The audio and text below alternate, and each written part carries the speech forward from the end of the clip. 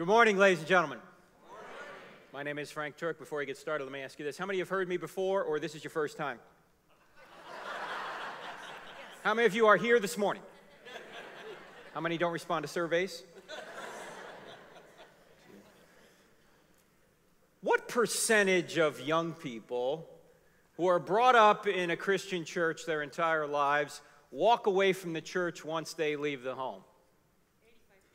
85%. I hear 85. Do I hear anything else? 90. Whoa. Do I hear 100? Actually, surveys vary from 69 to like 93%. Probably the average is 3 out of every 4 walk away. 3 out of every 4 young people walk away from the church once they leave the home. Now, there's a number of reasons for this, but one of the reasons is intellectually they don't know why Christianity is true. It's because we haven't told them it's true.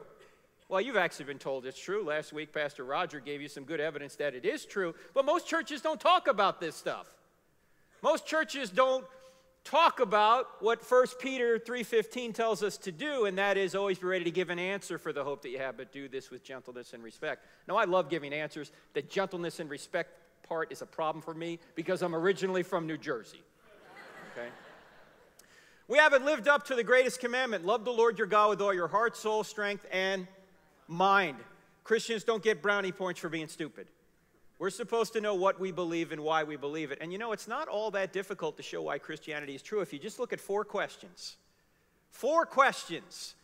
And if you can answer these questions in the affirmative, Christianity is true beyond a reasonable doubt. In other words, if you answer yes to these 4 questions, you can be confident that Christianity is true. What are the 4 questions? Here are the 4 questions.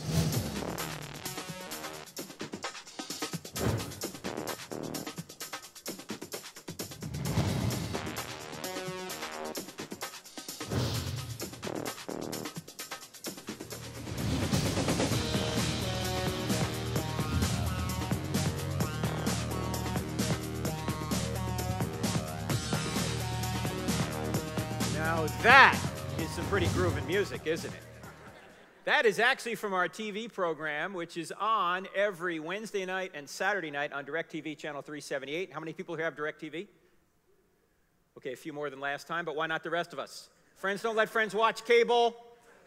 If you want to get, I don't have enough faith to be an atheist, you got to get DirecTV. Actually, that's not true. You see our website right there, crossexamined.org. If you go to that website, at those times, now on the West Coast here, that would be what, 6 p.m. and 10 p.m. on Wednesday nights and 7 p.m. on Saturday nights. Go to your computer. You can watch the show live. And if you can't get the show live, you can get the DVDs off our website. We're also on radio every Saturday morning. That is podcasted, so you can listen to it anytime. If you go to iTunes and type in Cross-Examined, you'll find it. Or we actually have a new app now. Just search for it in the App Store, Cross-Examined, and all of the podcasts are on the app, so you can listen to them anytime you want. And what we do is we present evidence for Christianity, and we cross-examine ideas against it. Now, why are these the 4 questions? Truth, God, miracles, and the New Testament. Well, obviously, on the question of truth, if there is no truth, or if it's just true for you but not for me, or all truth is relative, then quite obviously the Bible can't be true. Of course, if there is no truth, then any book written by an atheist can't be true either, right? Now, tonight, at 6 o'clock, we're going to spend more time on the first 3 questions. Does truth exist? Does God exist? Are miracles possible? Let me just give you a real short little intro to it. If someone were to ever say to you there is no truth, you should ask that person a question. What should the question be? Yeah, is that true, right? If somebody says there is no truth, you say, is that true? Is it true that there is no truth? Because if it's true that there is no truth, the claim there is no truth can't be true, but it claims to be true. Relativism, ladies and gentlemen, is self-defeating. All these crazy statements you hear in our culture today, there is no truth, you got your truth, I got my truth, there are no absolutes, all truth is relative, you ought not judge. They're all self-defeating. By the way, if somebody says you ought not judge, what should you say to them? Then why are you judging me for judging? See, we'll talk about it more tonight. Second question, does God exist? Obviously, the Bible can't be true if there is no God. Tonight, we're going to see 3 arguments that there really is a spaceless, timeless, immaterial, powerful, moral, personal, intelligent creator out there.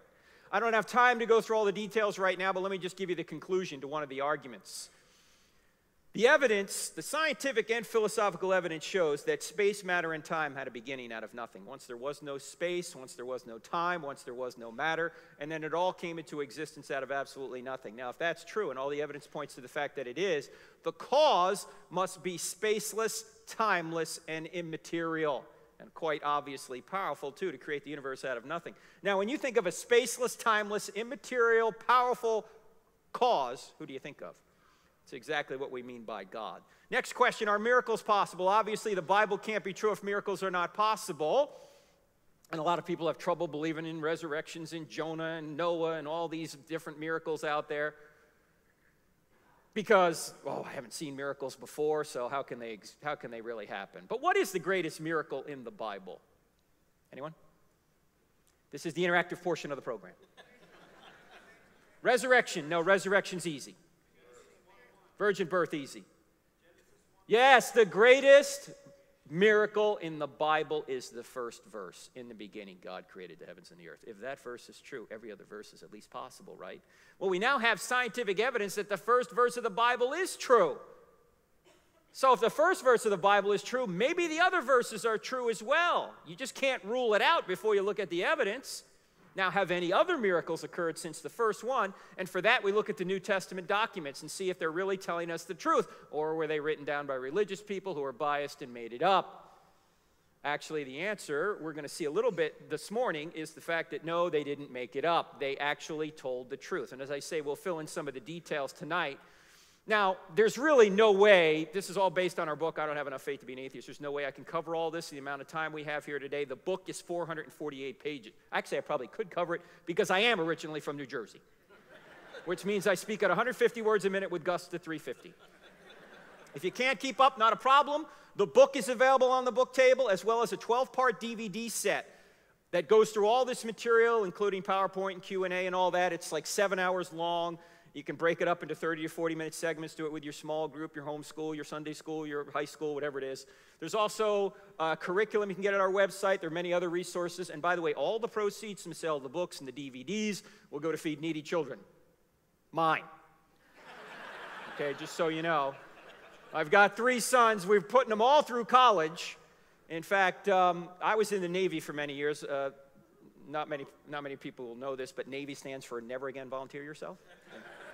Actually, I had a great time in the Navy, but when my sons were interested in getting involved in the military, they came to me. They said, "Dad, what should we do?" I said, "Well, look, if you want to fight, go Navy. If you want a nice life, go Air Force." So they went Air Force. They went Air Force ROTC, University of South Carolina. We live in North Carolina, but all 3 sons went to South Carolina. One of them's still there. The oldest 2 went to Air Force ROTC. The oldest one is now an intelligence officer in Las Vegas with the guys that fly the drones. Do you know all the drones that are flown in the war zones are controlled from Las Vegas? Did you know that? And you thought there was no real-world application for Xbox. There is. The second son just got his wings in the Air Force. He's going to be flying KC-10s out of Travis Air Force Base in California. He's excited about that. The third son is not in the Air Force, but he's in his final year of college at South Carolina, which means my wife and I get a raise at the end of the year. And it also means that we've been empty nesters for about the past 3 years. Yeah, it took us a while to get used to that, actually. About 10 minutes. That's how long it took to change the locks. Do we have any empty nesters in here? Yeah, you notice how clean the house stays when they're gone? I mean, we love our kids, but they're messy.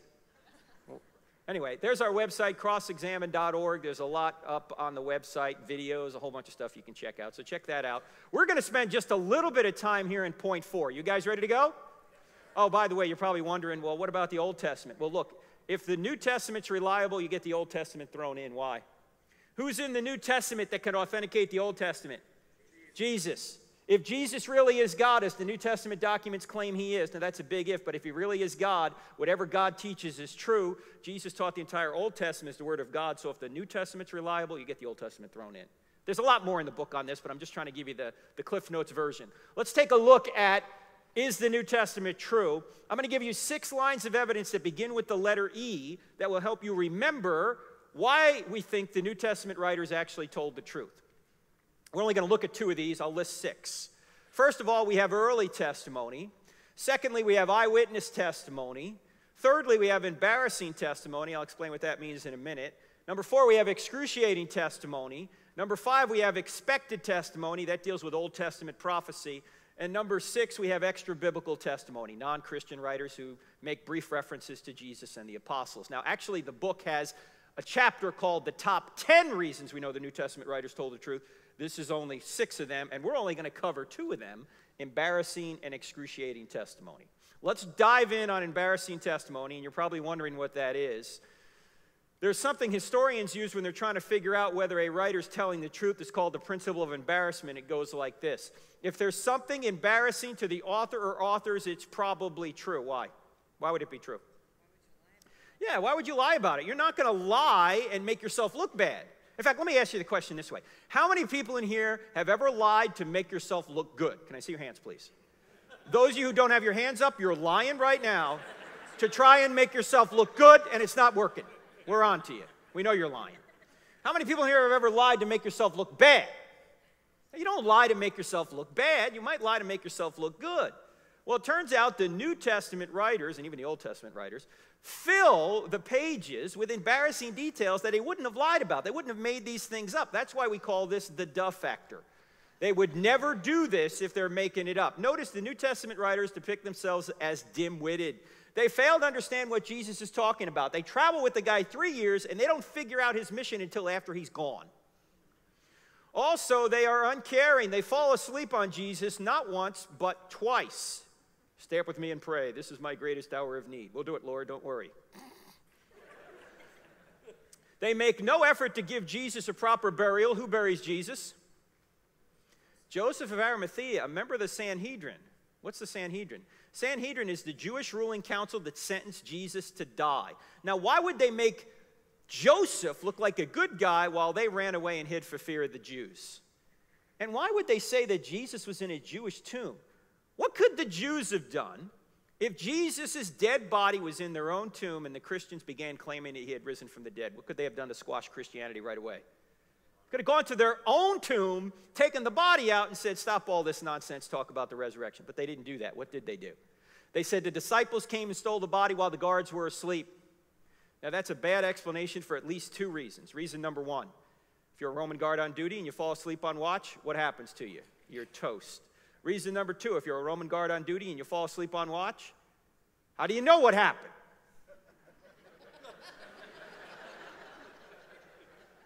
We were asleep, see, and the disciples came and stole the body. You were asleep. Yeah, that's right.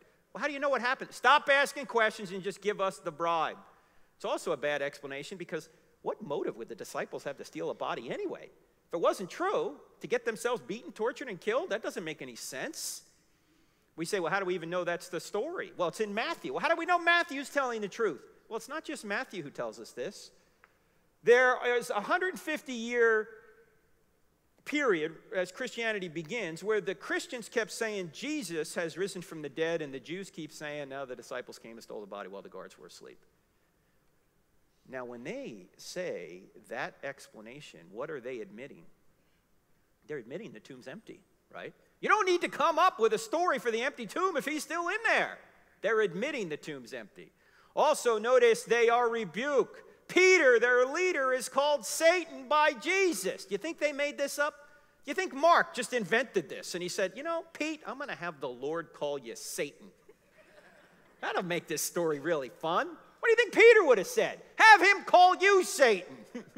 Why is he calling me Satan? I'm their leader here. Also, notice Paul rebukes Peter, 2 leaders now.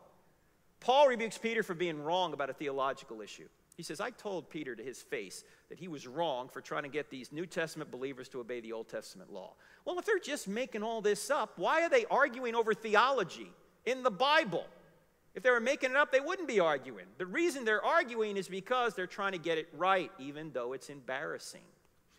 Also, they are cowards. Peter, their leader, denies Christ 3 times after saying, I'll never deny you. And then the disciples run away. This is like a Monty Python movie. Run away. Oh, they all run away. And who are the brave ones? Ladies, who are the brave ones? The women. That's right. Woohoo, yeah. I am woman, hear me roar over there. Didn't run away like you sissy pants men did. Now, who wrote this down? Men. Now, what man is going to say that he was hiding for fear of the Jews while the women went down and discovered the empty tomb? Would any man in here make that up? No way. No men would say. I mean, if I was making up the story, I'd write something down like this. I'd say, let's see, we marched right down there and overpowered that elite Roman guard. Yeah, that sounds good. And then we saw Jesus, who congratulated us on our great faith. And then we comforted the trembling women. Never say I was Mr. Sissy Pants. By the way, why would they never say the women were the first witnesses in that culture? Because a woman's testimony was not considered on par with that of a man. So if you're making up the New Testament story, you'd only have the men be the first witnesses. But all four Gospels say the women were the first witnesses, which is telling us what? Well, they really were. Because it would be embarrassing to admit this, but they say it anyway. In fact, one woman, after one of these sermons, said, I know why Jesus appeared to the women first. I said, why? She said, because he wanted to get the story out. I said, you know, that is an excellent point. I had not thought of that. Because ladies, when your man comes home from work, does he say much? No, there could have been a nuclear explosion at the plant. He's not going to tell you, right? Imagine Peter coming home from work. That's the Resurrection Sunday. His wife sees him. Hey, honey, anything at work? Nah. Same old, same old. I heard Jesus had risen from the dead just like he had predicted. Is it true? Oh, yeah, it is. Got anything to eat around here? You know, men don't say much. Also, notice they are doubters. Despite being taught several times that Jesus would rise from the dead, the disciples are doubtful when they hear of his resurrection. Not only are they doubtful when they hear of his resurrection, some are even doubtful after they see him risen. Now, this is Matthew 28:17. What happens in Matthew 28:19? Does anyone know? That's the Great Commission, right? This is a climactic event. Jesus is on the Mount of Olives giving them the Great Commission. And he says to them, go, therefore, make disciples of all nations. Notice he doesn't say make believers. He says, make disciples of all nations, baptize in the name of the Father, Son, Holy Spirit, amen. And lo, I'm with you always, even to the end of the age. And then he ascends to heaven. And as he does this, some are standing there going, you see that guy over there? Yeah. That guy over there is Jesus. Oh, no, it can't be Jesus. He was just killed the other day. I'm telling you, it's Jesus. It can't be. He was killed. I saw he was killed. It is. It can't be. The spear went in his side. Blood and water came out. He was dead. I'm telling you, it is. It can't be. It is. How do you know it is? The women told me. They're not making this up. Also, notice there's even potentially embarrassing details in here about Jesus. Notice his own family thinks he's out of his mind. They want to seize him and take him home. You've heard people say, well, you know, the New Testament writers embellish Jesus to be God. Oh, really? Then why are they putting this kind of stuff in there? Also, he's deserted by many of his followers. In John chapter 6, he says, look, you want to follow me? You must eat my flesh and drink my blood. And many of the disciples said, hey, we can't follow this guy anymore. This is a hard teaching. Hey, if I was there, I'd say the same thing. Eat flesh, drink blood? What are you, a cannibal? I'm not following you either. And who would have made that up? Eat flesh, drink blood. That is not a made-up doctrine. Also, he's not believed in by his own brothers. That's very embarrassing to have your family and brothers not believe in you. Although we do learn later that James, the half-brother of Jesus who wrote that little book called James in the New Testament, dies as a martyr for his brother in the city of Jerusalem in 62 AD. He's the pastor of the church in Jerusalem. The Sanhedrin throw him off the Temple Mount. They find him still alive when he hits the ground, so they bludgeon him to death. How do we know this? No New Testament document tells us this. You know who tells us this? Josephus, the Jewish historian who lived from 37 AD to about 100 AD. He was in Jerusalem at the time, in all probability. He tells us this. But when Jesus was on the earth prior to his resurrection, James did not think his own brother was God. Why is he dying 30 years later, saying he is God? 1 Corinthians 15, verses 3 to 8 tells us. This is the oldest evidence for the resurrection in the entire Bible. 1 Corinthians 15, verses 3 to 8. It's a creed. It goes all the way back to the event itself. And in there it says that Jesus appeared to James. I guess that convinced him, right? That his brother was God. But prior to that, he didn't think his own brother was God. How many people in here have a brother, by the way? How many people in here have a brother who thinks he's God? Yeah, you don't believe in him either, do you? Also, he's thought to be a deceiver. He turns off Jewish believers to the point that they want to stone him. In John chapter 8, he's talking to Jews who believed in him. He gets to the point in the conversation where he says, look, if you believe in Abraham, you ought to believe in me because I knew Abraham. And they said, what? You're not even 50 years old. How could you know Abraham? And he said, before Abraham was born, I am. And they immediately picked up stones to stone him. Why did they pick up stones to stone him? What is all this I am business? Who is he quoting from? He's quoting from Exodus 3:14, the burning bush. You remember when God appeared to Charlton Heston? Moses says to God, who should I tell the Israelites you are? And God says, tell the Israelites I am sends you. What does I am mean? I am means the self-existent eternal one. The being that didn't have a beginning and won't have an end. The being that is the ground of all other being. The being that just is. Tell them that's who sends you. Jesus is claiming to be that being. He's claiming to be Yahweh, the Old Testament. That's why they picked up stones to stone him. They knew exactly who he was claiming to be. You know what amazes me today? There are people out there who say Jesus never claimed to be God. Like Jehovah's Witnesses. When they come to my door, I go, come on in. Want something to drink? Sit down. They get the Watchtower material out. I said, hey, before we get to the Watchtower, can I just ask you a couple of questions? Sure. In fact, this first question I ask all unbelievers. The question is this. If Christianity were true, would you become a Christian? You'd be amazed how many people hesitate or say no. You know why? Because it's not here for many people. It's here. They don't want it to be true. They don't want to give up something they don't want to give up. So ask people that question. That's a good question to ask. Second question is, if Jesus never claimed to be God, then why did they kill him? Why did he get killed? For skipping around saying, love your neighbor? Does that get you killed? No, I don't think so. You get killed because claiming to be God to the Jews was blasphemy, and claiming to be God to the Romans was sedition.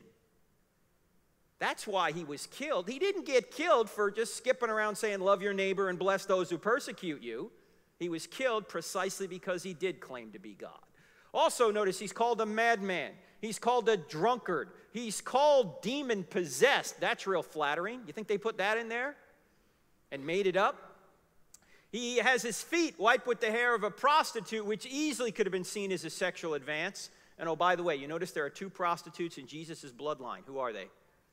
Rahab and Tamar. Do you think Matthew and Luke said, you know what, I think we need to spice up the Messiah's bloodline a little bit. Let's put a couple of prostitutes in there. No. In fact, you know, when one of the writers gets to Bathsheba, he doesn't even say her name. What does he say? He says, Uriah's wife.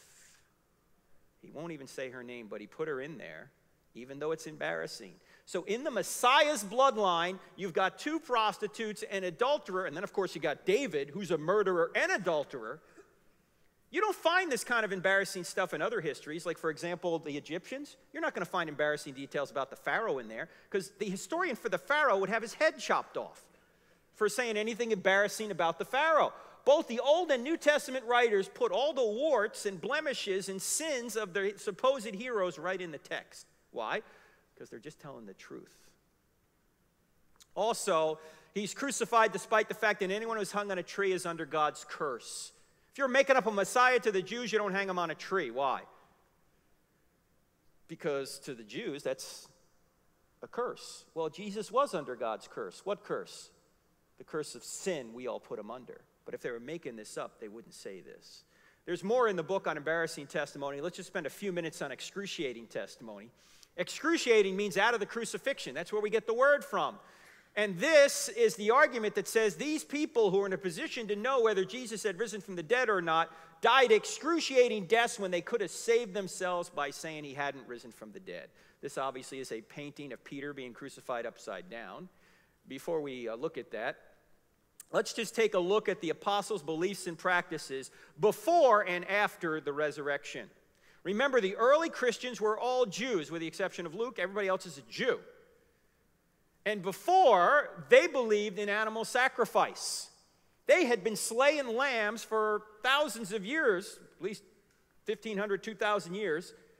And then suddenly, Jesus comes along and they say, Christ's sacrifice is enough. You know all these lambs we've been slaying at the temple? We don't need to do that anymore because here's the Lamb of God who takes away the sins of the world. All these lambs prior to this were all symbols of the real one. Here's the real one. We don't need that anymore. Before, they believed in a binding law of Moses. Afterwards, they said, Christ has fulfilled the binding law of Moses. We don't need to worry about the law anymore.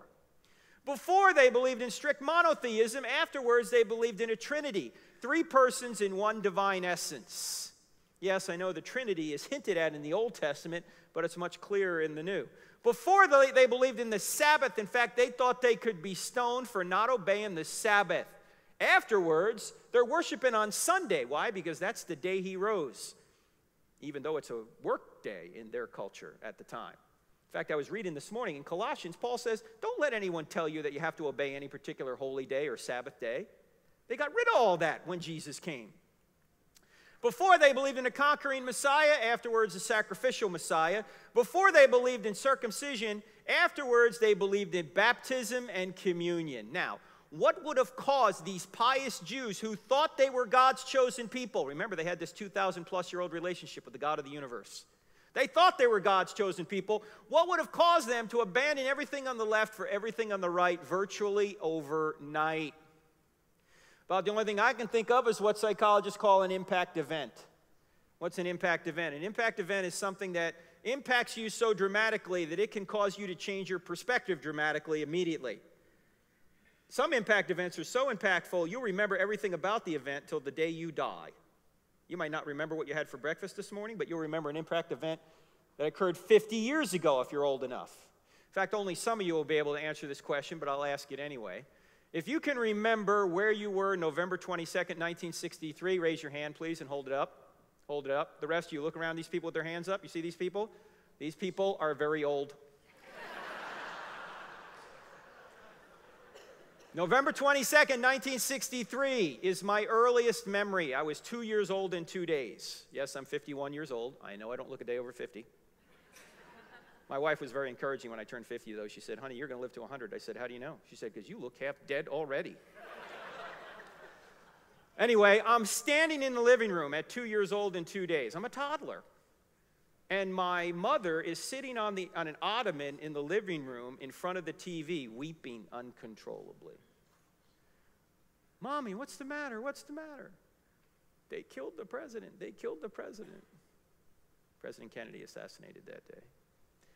I can still see her in my mind right now when she was 26 years old. She's 75 today. But I can see her right now when she was 26, sobbing. That's almost 49 years ago. Why do I remember that? It's an impact event. That's as far back as I go in memory. I don't remember anything prior to that. Where were you when the second plane hit the tower? You knew where you were. As soon as you heard about 9/11, you know where you were, right? I was on the phone. I live in Charlotte, North Carolina. I was on the phone to a pastor in Charlotte. He wanted me to come speak at his church, and we were talking about the topic. I had the TV on behind me. I had seen the first tower had been hit, but I was talking to this guy on the phone. I said, you got the TV on? He goes, yeah, something's going on in New York. I said, maybe a Cessna hit the World Trade Tower or something. And suddenly he screams into the phone. He said, another plane just hit the second tower. I turn around, I look at the TV, the second tower's on fire. I said, you saw that? I go, was it, what kind of plane? Was it a Cessna? He goes, no, it wasn't a Cessna. It was a big plane. It was a United plane. It was a passenger plane. It went right into the tower and exploded. I just saw it. It was right on TV. I said, let me call you back. I hung up the phone.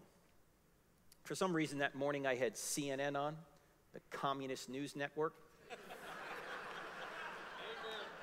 And I'm not making this up. I'm not making this up, but the commentator on CNN said, one has to think there's some sort of navigational error here. I said, navigational error? You dimwit. This is the clearest day in the history of the Big Apple. You think Stevie Wonder's flying these planes? This is terrorism.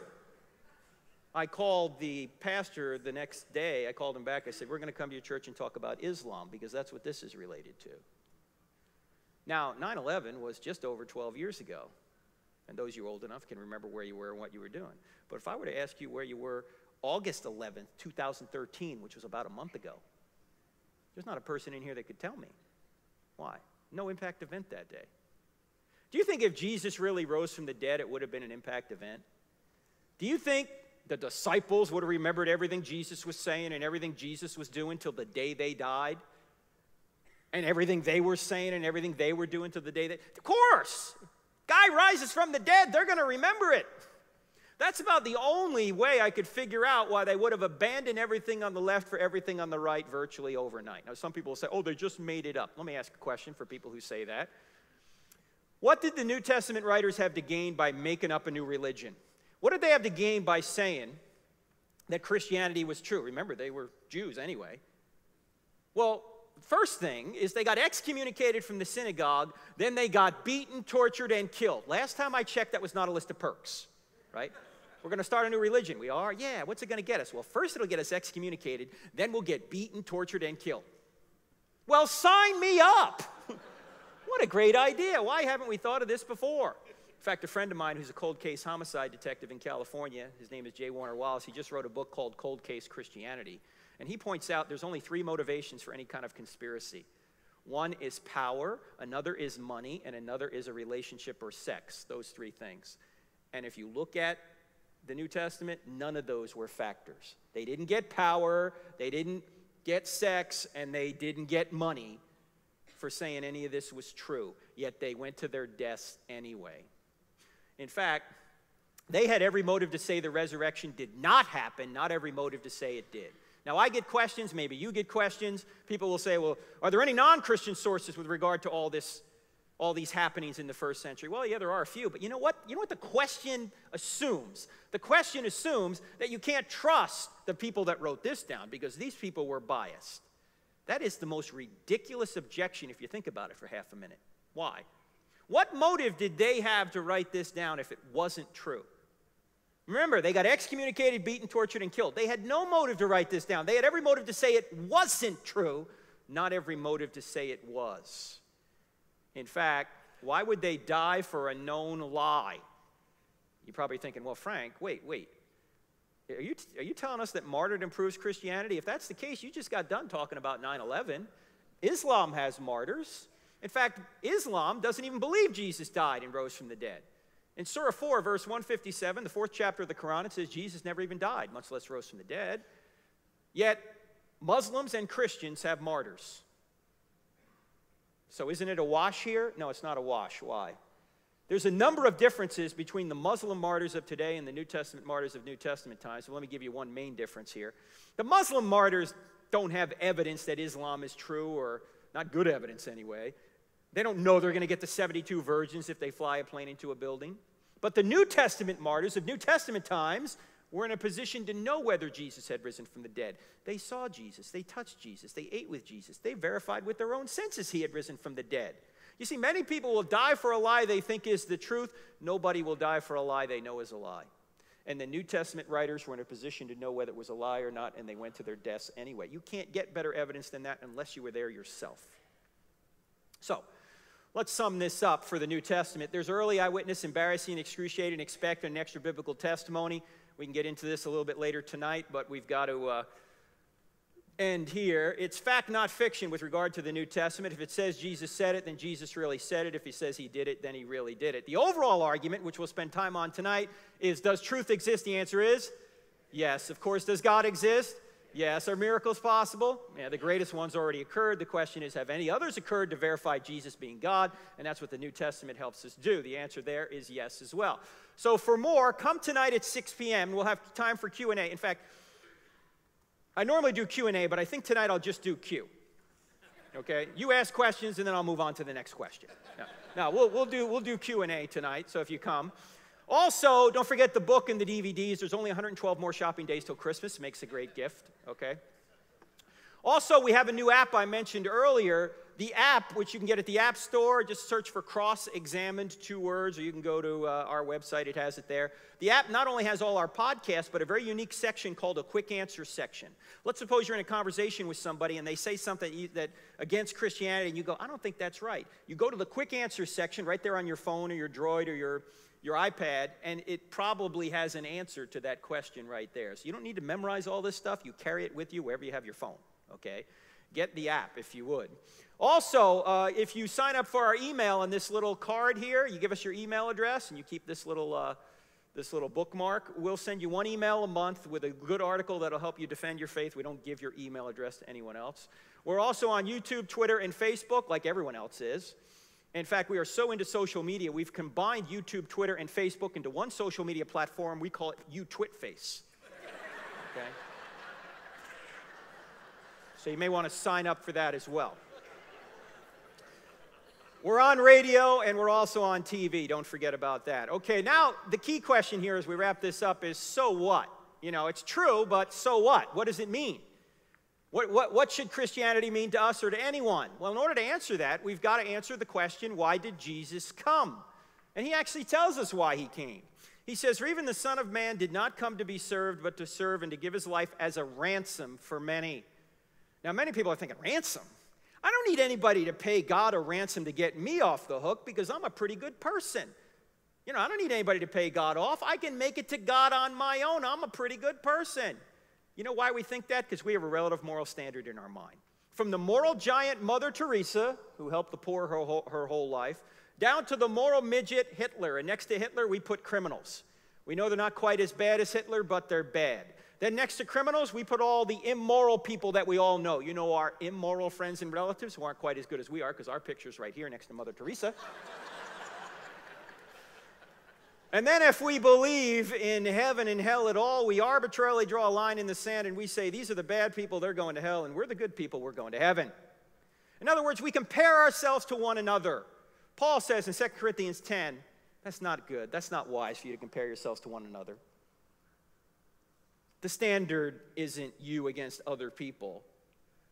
The moral line does not run up and down between people. The moral line is God's perfect moral standard. It runs across the top. And all of us have fallen short of that line. From Hitler to Mother Teresa and everyone in between. And what Christ has done is he's come and lived the perfect life in our place. And by putting your trust in him, the right word is trust, not faith. Faith sounds like you don't have any evidence. It's trust. After you know it's true, you trust in him. By putting your trust in him, you are forgiven of your sins, and then you are given his righteousness.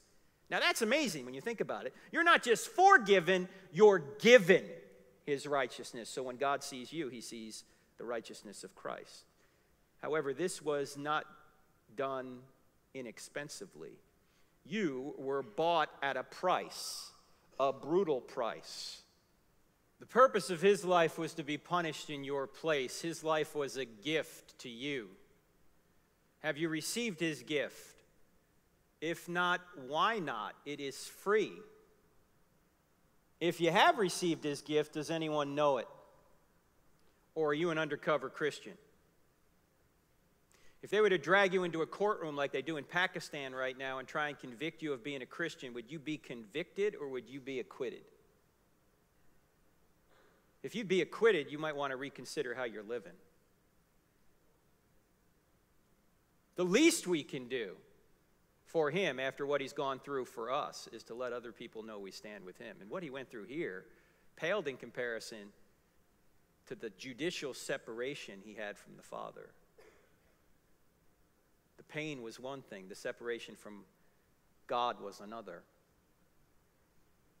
Paul says that God is making his appeal through us, through you, which means everything you do every day has an eternal impact, either positive or negative.